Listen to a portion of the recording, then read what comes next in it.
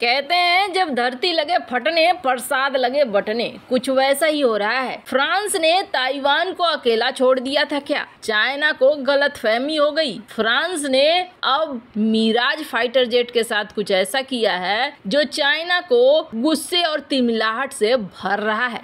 जानेंगे क्या है मामला। तो वहीं दूसरी तरफ फ्रांस में भारतीय नेवी और भारतीय वायुसेना उतर रही है। 25 सालों में जो नहीं हुआ वो चीजें हो रही है। जानेंगे जियोपॉलिटिक्स में क्या कुछ चल रहा है। आइए जानते हैं इन खबरों को विस्तार से। फ्रांसीसी राष्ट्रपति एमेनुएल मैक्रोन चाइना गए हुए थे। चाइना में उन्होंने जिनपिंग से मुलाकात करी। हालांकि मैक्रोन जब गए थे तो यूरोपीय यूनियन की लीडर के साथ गए थे और ये मुलाकात बहुत अजीब तरीके की हुई थी। आप देखेंगे ऐसी ही मुलाकात पुतिन ने की थी, बहुत बड़े टेबल में बहुत दूर बिठाकर, और ऐसी ही मुलाकात हुई जब जिनपिंग से तो जिनपिंग ने भी की थी और ये मुलाकात कुछ इंसल्ट वाला ज्यादा लग रहा था। इसके बावजूद फ्रांसीसी राष्ट्रपति जब वहाँ से निकल रहे थे तो उन्होंने एक स्टेटमेंट दी थी कि यूरोप को अब अमेरिका के पीछे पीछे चलना बंद कर देना चाहिए। अब इन्हें अपने अनुसार चलना चाहिए, अपने अनुसार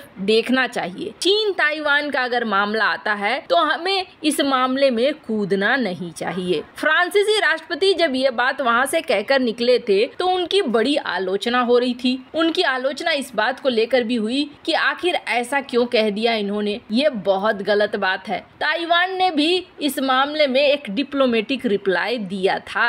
अब जब घर पहुंचे और मैक्रोन का कंट्रोवर्शियल रिमार्क फैलने लगा तब यहाँ पर इन्होंने एक डेलीगेशन भेजा। फ्रांस ने चीजों को ठीक करने के लिए एक डेलीगेशन भेजा और ये डेलीगेशन पहुंचा ताइवान। ताइवान में यहाँ इन्होंने मुलाकात की और मुलाकात करके ये कहा कि हम व्यापार व्यवसाय बढ़ाना चाहते हैं, आप उन सारी बातों को भूल जाइए। कहने का अर्थ यही था। इन्होंने ये भी कह दिया कि भैया फ्रांस थैंक यू कहता है आपको, आपने हमारे अर्थव्यवस्था के लिए बहुत सारी चीजें भेजी है, हम आपके साथ व्यापार करते हैं, व्यवसाय करते हैं, और देखो हमने तो आपके यहाँ अपना फ्रांसीसी नेवल वेसल भी भेज दिया ताकि यहाँ पर हमारे रिश्ते अच्छे रहें। टिकल मैक्रोन के वहाँ पर इस तरीके के बयान देने के बाद फ्रांस ने ताइवान के साथ रिश्ते सुधारने के लिए कोशिश किया और अपने डेलीगेशन को यहाँ पर भेजा। ताइवान ने भी इस चीज को समझा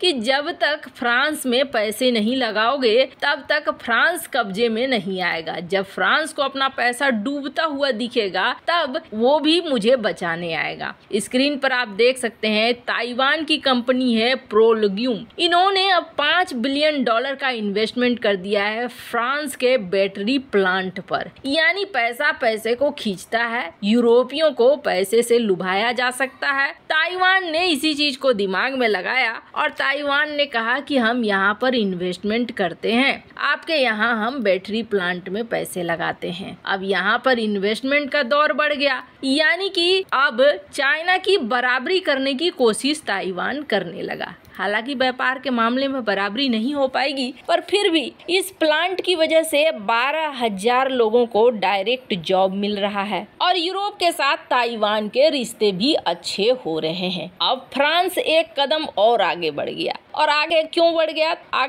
गया तो आपको बता दें, आगे इसलिए बढ़ गया क्योंकि 1992 में फ्रांस ने फाइटर जेट भेजे थे मिराज 2000। ये फाइटर जेट इन्होंने ताइवान को बेचे थे, 60 की संख्या में बेचे थे। उस समय भी चाइना बहुत नाराज हुआ था, बहुत गुस्से में आ गया था और चाइना ने कहा था आपने ये बहुत बड़ी गलती की, हमारे विरोधी को दे दिया 60 मिराज जेट, क्या आपने लड़ने के लिए दे दिया है? और अब चूंकि ताइवान तैयार हो रहा है युद्ध के लिए, तो ताइवान ने अपनी जो अमेरिका से खरीदे गए जेट हैं उनको भी अपग्रेड करना शुरू कर दिया है और अब मिराज को भी अपग्रेड करने की बात चल रही है। और आपको बता दें वैसे 60 में से 54 ही है जो इस वक्त सर्विस में है, लेकिन अब इसे अपग्रेड करेगा फ्रांस और अपग्रेड के नाम से ही पारा चढ़ गया है चाइना का। क्योंकि चाइना नहीं चाहता है कि मिराज की फ्लीट अपग्रेड हो। अभी हाल फिलहाल में मिलके गए थे मैक्रोन, लेकिन फ्रांस की मजबूरी है। फ्रांस की मजबूरी इसलिए है क्योंकि फ्रांस ने 2026 तक का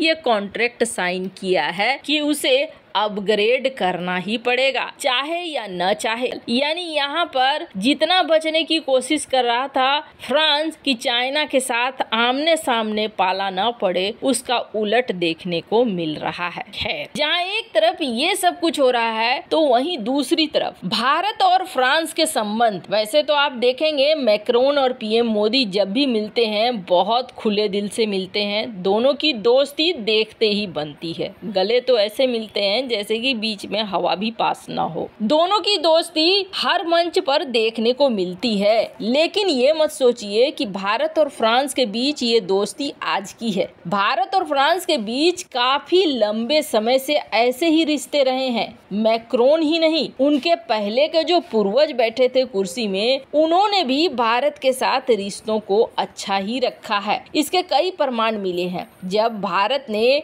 न्यूक्लियर परीक्षण किया था तब सारे देश भारत के खिलाफ में आ गए थे लगभग, लेकिन रूस फ्रांस वो देश थे जो भारत के खिलाफ नहीं थे। फ्रांस भारत के साथ था। अभी भी आप देखेंगे कोई मुद्दा होता है तो दुनिया के देश भारत को तुरंत टिप्पणी कर देते हैं, चाहे यूके हो चाहे अमेरिका हो, लेकिन कभी भी आपने ये नहीं सुना होगा कि भारत के अंदर चल रहे किसी भी मुद्दे पर फ्रांस की तरफ से कोई टिप्पणी आए। फ्रांस भारत के आंतरिक मामले में कभी कोई टिप्पणी नहीं करता है। भारत और फ्रांस के कुछ इस तरीके के रिश्ते हैं और अभी इसी रिश्ते को आगे बढ़ाया जा रहा है और आगे बढ़ाने के क्रम में भारतीय पीएम को फ्रांस ने बुलाया अपने देश में कि आप हमारे परेड, जो वार्षिक परेड है, उसका आप साझेदार बनिए, चीफ गेस्ट बनिए। बेस्टाइल डे का परेड होना है और ये फ्रांस के लिए बहुत ज्यादा इम्पोर्टेंट दिन है और इस दिन को वो भारत के साथ मनाना चाहता है। आपको बता दें, फ्रांस और भारत के बीच डिफेंस के कई समझौते हुए हैं जो आप सभी को पता ही है। राफेल फाइटर जेट हो, मिराज हो या और कई हथियार क्यों न हो, पर अब भारत ने यहाँ अपनी नेवी और अपनी वायुसेना को भेजने का भी प्लान बनाया है। दरअसल इस परेड में हिस्सा लेने के लिए भारतीय नेवी और भारतीय हेलीकॉप्टर्स को उतारा जाएगा। भारत भी स्पेशल तौर पर दिखा रहा है कि तुम जिस तरीके से हमसे रिश्तों को निभा रहे हो, हम भी उसी तरीके से आपसे रिश्ते निभाने के लिए आगे हैं। खैर, कुछ एक्सपर्ट की माने तो फ्रांस चाहता है भारत के साथ डील फाइनल हो जाए। F-18 सुपर हॉर्नेट की जगह भारत फ्रांस का राफेल एम ले अपने 114 फाइटर जेट के लिए और इस विजिट में उसको लेकर भी बात होगी। वैसे आपको क्या लगता है, क्या हमें F-18 सुपर हॉर्नेट लेना चाहिए या फिर फ्रांस का राफेल एम? कमेंट कर अपनी राय जरूर बताएं। जल्द मिलते हैं अगले वीडियो में नई खबर के साथ।